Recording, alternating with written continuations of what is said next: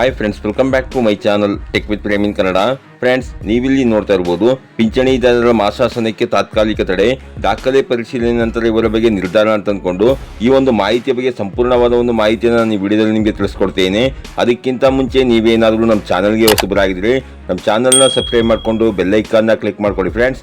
ನಾವು ಹಾಕೋ ಮುಂದಿನ ವಿಡಿಯೋದ ನೋಟಿಫಿಕೇಶನ್ ನಿಮಗೆ ಆ ತಕ್ಷಣ ಬಂದು ಸಿಗುತ್ತೆ ಫ್ರೆಂಡ್ಸ್. ಹೌದು ಫ್ರೆಂಡ್ಸ್, ಸಾಮಾಜಿಕ ಭದ್ರತಾ ಯೋಜನೆಗಳ ಅಡಿಯಲ್ಲಿ ಪಿಂಚಣಿ ಪಡೆಯುತ್ತಿದ್ದವರ ವಾರ್ಷಿಕ ಆದಾಯ ಪರಿಶೀಲನೆಗೆ ಮುಂದಾಗಿರುವಂತಹ ರಾಜ್ಯ ಸರ್ಕಾರ ಈ ಒಂದು ಜಿಲ್ಲೆಯಲ್ಲಿರುವಂತಹ 4,04,102 ಫಲಾನುಭವಿಗಳ ಪೈಕಿ ಸಂದೇಹಾಸ್ಪದ 1,33,819 ಫಲಾನುಭವಿಗಳ ಮಾಸಾಶನಕ್ಕೆ ತಾತ್ಕಾಲಿಕ ತಡೆ ನೀಡಿದ್ದು, ಸಂಯೋಜನೆ ಮೊಬೈಲ್ ಆಪ್ ಮೂಲಕ ಸಂದೇಹಾಸ್ಪದ ಪಿಂಚಣಿ ಸೌಲಭ್ಯ ಪಡೆಯುತ್ತಿರುವವರ ಫಲಾನುಭವಿಗಳ ಆದಾಯ ದೃಢೀಕರಣ ಪತ್ರ ಸೇರಿದಂತೆ ಇನ್ನಿತರ ದಾಖಲೆಗಳ ಪರಿಶೀಲನೆಗಾಗಿ ಕಳೆದ 2 ತಿಂಗಳಿಂದ ಇಂತಹ ಫಲಾನುಭವಿಗಳಿಗೆ ಮಾತ್ರ ಪಿಂಚಣಿ ಸೌಲಭ್ಯ ತಡೆ ಹಿಡಿಯಲಾಗಿದ್ದು, ಕಂದಾಯ ಇಲಾಖೆಯಿಂದ ಈ ಫಲಾನುಭವಿಗಳಿಗೆ ತಿಳುವಳಿಕೆ ಪತ್ರ ನೀಡಿ ಅಂತಂದ್ರೆ ನೋಟಿಸ್ ಅನ್ನು ನೀಡಿದ ಬಳಿಕ ದಾಖಲೆಗಳ ಪರಿಶೀಲನೆಗೆ 1 ತಿಂಗಳ ಕಾಲಾವಕಾಶ ನೀಡಲಾಗಿದ್ದು, ನಕಲಿ ದಾಖಲೆ ಹಾಗೂ ವಾರ್ಷಿಕ ಆದಾಯ ಹೆಚ್ಚಿದ್ದರೂ ಕಡಿಮೆ ಆದಾಯ ತೋರಿಸಿ ಸಾಮಾಜಿಕ ಭದ್ರತಾ ಯೋಜನೆಗಳಾದಂತಹ ಇಂದಿರಾ ಗಾಂಧಿ ರಾಷ್ಟ್ರೀಯ ವೃದ್ಧಾಪ್ಯ ವೇತನ, ವಿಧವಾ ವೇತನ ಪಿಂಚಣಿ ಯೋಜನೆ, ವಿಕಲಾಂಗ ಪಿಂಚಣಿ ಯೋಜನೆ, ಸಂಧ್ಯಾ ಸುರಕ್ಷಾ ಯೋಜನೆ, ರಾಷ್ಟ್ರೀಯ ಕುಟುಂಬ ನೆರವು ಯೋಜನೆ, ಅಂತ್ಯ ಸಂಸ್ಕಾರ ಯೋಜನೆ ಹಾಗೂ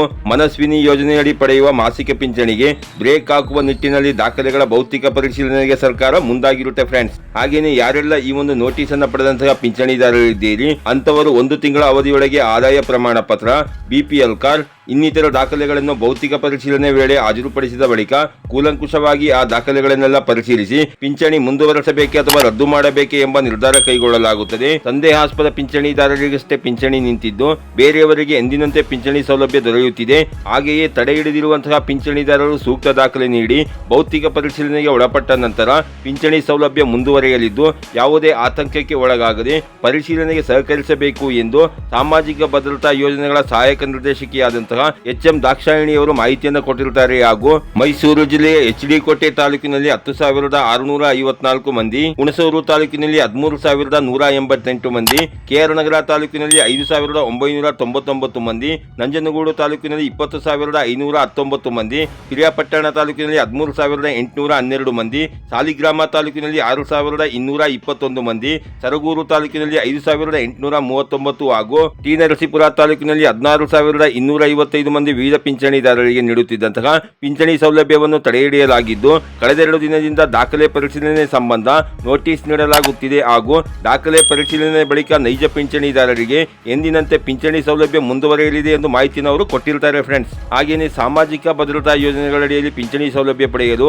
BPL ಕಾರ್ಡ್ ಕಡ್ಡಾಯದ ಜೊತೆಗೆ ವಾರ್ಷಿಕ ಆದಾಯವನ್ನು 32,000ಕ್ಕೆ ಮಿತಿಗೊಳಿಸಲಾಗಿದ್ದು, 32,000 ವಾರ್ಷಿಕ ಆದಾಯಕ್ಕಿಂತ ಹೆಚ್ಚಿದ್ದರೆ ಅಂತವರ ಹಿನ್ನೆಲೆಯನ್ನು ಖುದ್ದು ಪರಿಶೀಲಿಸಿ ವರದಿ ಪಡೆದು ಅವರಿಗೆ ಪಿಂಚಣಿ ಹಣವನ್ನು ಮುಂದುವರಿಸಬೇಕೆ ಅಥವಾ ನಿಲ್ಲಿಸಬೇಕೆ ಎಂಬುದು ನಿರ್ಧಾರವಾಗಲಿದೆ ಎನ್ನುವ ಒಂದು ಮಾಹಿತಿಯನ್ನು ಸಹ ಅವರು ಕೊಟ್ಟಿರ್ತಾರೆ ಫ್ರೆಂಡ್ಸ್. ಹಾಗೇನೆ ಯಾರೆಲ್ಲ ಈ ಒಂದು ಪಿಂಚಣಿಗಳನ್ನ ಪಡ್ಕೊಂತಾ ಇದ್ದೀರಿ ಅಂತವರಿಗೆ ಈ ಒಂದು ಆದಾಯದ ಮಿತಿ ಇರುವುದಿಲ್ಲ ಅನ್ನೋ ಒಂದು ಮಾಹಿತಿಯನ್ನು ಕೊಟ್ಟಿರ್ತಾರೆ. ಅಂತಂದ್ರೆ ಸಾಮಾಜಿಕ ಭದ್ರತಾ ಯೋಜನೆಗಳ ಅಡಿಯಲ್ಲಿ ಆದರ್ಶ ವಿವಾಹ ಯೋಜನೆ, ಆಮ್ ಆದ್ಮಿ ಭೀಮಾ ಯೋಜನೆ, ಸಾಲಬಾಧೆಯಿಂದ ಆತ್ಮಹತ್ಯೆ ಮಾಡಿಕೊಂಡ ರೈತ ಪತ್ನಿಗೆ ನೀಡುವಂತಹ ವಿಧವಾ ವೇತನ ಯೋಜನೆ, ದಾಳಿಗೆ ಒಳಗಾದ ಮಹಿಳೆಯರಿಗೆ ಪಿಂಚಣಿ ಯೋಜನೆ ಹಾಗೂ ಎಂಡೋಸಲ್ಫಾನ್ ಸಂತ್ರಸ್ತರಿಗೆ ನೀಡುವಂತಹ ಮಿತವೇತನ ಯೋಜನೆಗಳಿಗೆ ವಾರ್ಷಿಕ ಆದಾಯದ ಮಿತಿ ಅನ್ವಯಿಸುವುದಿಲ್ಲ ಅನ್ನುವ ಒಂದು ಮಾಹಿತಿಯನ್ನು ಸಹ ಅವರು ಕೊಟ್ಟಿರ್ತಾರೆ ಫ್ರೆಂಡ್ಸ್. ಹೌದು ಫ್ರೆಂಡ್ಸ್, ಯಾರಿಗೆಲ್ಲ ಈ ಒಂದು ಮಾಸಿಕ ಪಿಂಚಣಿ ವೇತನ ಇನ್ನೂ ಸಹ ಬಂದಿಲ್ಲ, ಯಾರಿಗೆಲ್ಲ ಈ ಒಂದು ಸರ್ಕಾರದಿಂದ ನೋಟಿಸ್ ಬಂದಿದೆ ಅಂತವರು ನೀವು ಏನ್ ಮಾಡಬೇಕು ಅಂತಂದ್ರೆ ಎಲ್ಲಾ ದಾಖಲೆಗಳನ್ನ ಅಂತಂದ್ರೆ ಆದಾಯ ದೃಢೀಕರಣ ಪತ್ರ ಹಾಗೂ ತಮ್ಮ ಆಧಾರ್ ಕಾರ್ಡ್ ಮತ್ತು ತಮ್ಮ ಇತ್ತೀಚಿನ ಪಾಸ್ಪೋರ್ಟ್ ಸೈಜ್ ನ ಫೋಟೋ ಹಾಗೂ ತಮಗೆ ಸರ್ಕಾರದಿಂದ ಕೊಟ್ಟಿರುವಂತಹ ಪೆನ್ಷನ್ ಆರ್ಡರ್ ಕಾಪಿಯ ಜೆರಾಕ್ಸ್ ಹಾಗೂ ಅಂಗವಿಕಲರಾಗಿದ್ದರೆ UDID ಕಾರ್ಡ್ ಹಾಗೂ UDID ಸರ್ಟಿಫಿಕೇಟ್ ನ ಜೆರಾಕ್ಸ್ ಅನ್ನು ತಗೊಂಡು ನೀವು ನಿಮ್ಮ ತಾಲೂಕು ಕಚೇರಿಯಲ್ಲಿರುವಂತಹ ವಿಲೇಜ್ ಅಡ್ಮಿನಿಸ್ಟ್ರೇಟಿವ್ ಆಫೀಸರ್ಗೆ ಈ ಒಂದು ದಾಖಲೆಗಳ ಜೆರಾಕ್ಸ್ ಅನ್ನು ಕೊಡಬೇಕಾಗಿರುತ್ತೆ ಫ್ರೆಂಡ್ಸ್.